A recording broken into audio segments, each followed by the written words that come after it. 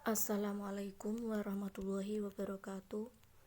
Kami dari kelompok 11 mata kuliah Pendidikan Anti Korupsi akan mempresentasikan materi dengan judul PPK berbasis masyarakat.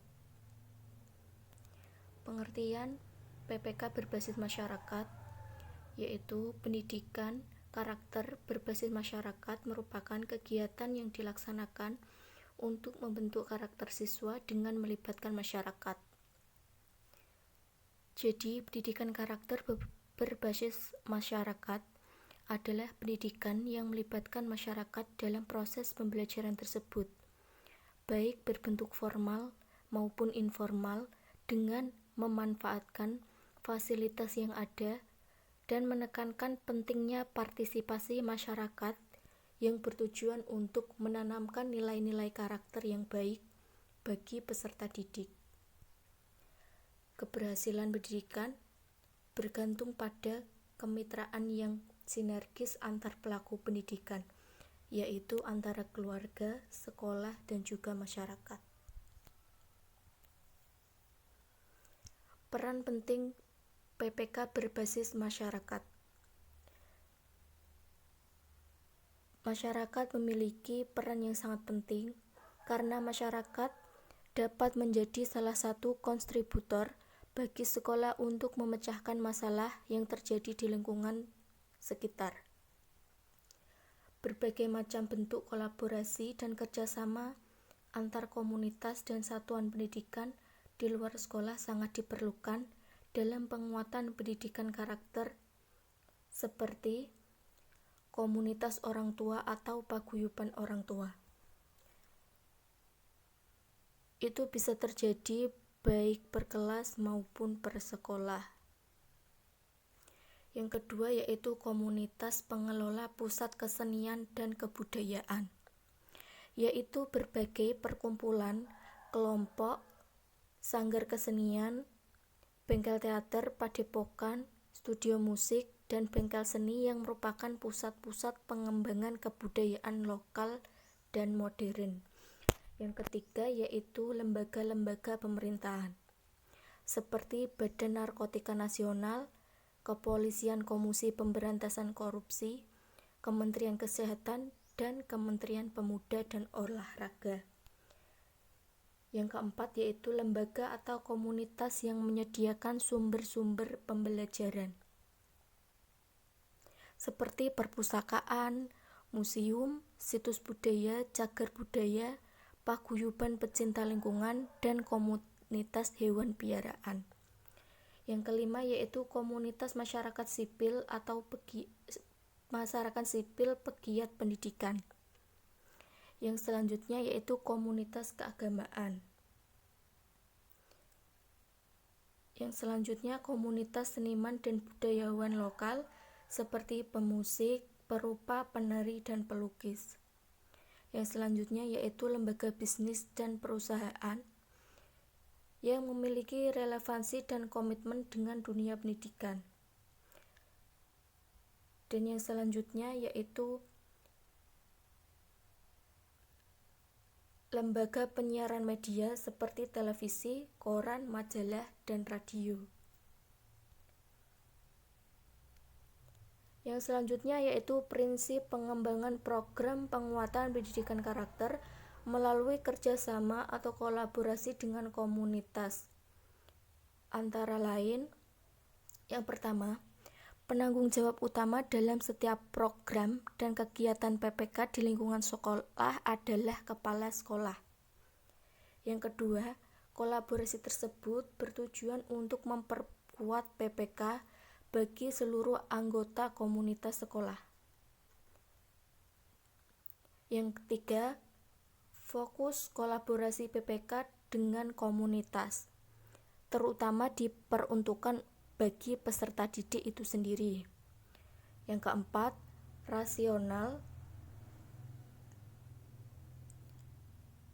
atau alasan mengapa sekolah melakukan kolaborasi dengan komunitas tertentu perlu didiskusikan dan dikomunikasikan pada seluruh komunitas sekolah.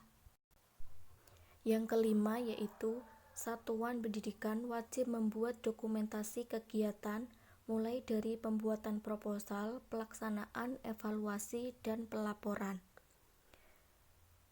Yang terakhir yaitu prinsip kolaborasi tidak bertentangan dengan prinsip-prinsip umum PPK, tidak melanggar nilai-nilai moral, dan tidak menjadikan sekolah sebagai objek pemasaran produk tertentu. Dan yang selanjutnya akan dilanjutkan oleh teman saya yaitu Mbak Siti Nilna Kusumal Khoir tentang langkah-langkah dan juga strategi PPK berbasis masyarakat. Selanjutnya ada langkah-langkah dalam penerapan PPK berbasis masyarakat. Di antaranya mengidentifikasi dan menganalisis kebutuhan sekolah, mengidentifikasi partisipasi masyarakat, mendesain kegiatan PPK, membangun jejaring kolaborasi, implementasi program, menjaga keberlanjutan kolaborasi. Yang terakhir, evaluasi program. Dilanjut strategi PPK berbasis masyarakat, yaitu memperkuat peranan komite sekolah dan orang tua sebagai pemangku kepentingan utama pendidikan, melibatkan dan memberdayakan potensi lingkungan sebagai sumber pembelajaran seperti keberadaan dan dukungan pegiat seni dan budaya, serta tokoh masyarakat dan dunia industri. Menyinergikan implementasi PPK dengan berbagai program yang ada di dalam lingkungan akademisi, pegiat pendidikan, dan LSM. Mensinkronkan program dan kegiatan melalui kerjasama antara pemerintah daerah, kementerian dan lembaga pemerintah, serta masyarakat pada umumnya. Ada berbagai bentuk kolaborasi yang dapat dilakukan dalam rangka mengembangkan PPK dengan berbagai komunitas di luar sekolah. Di antaranya pembelajaran berbasis museum atau cagar budaya.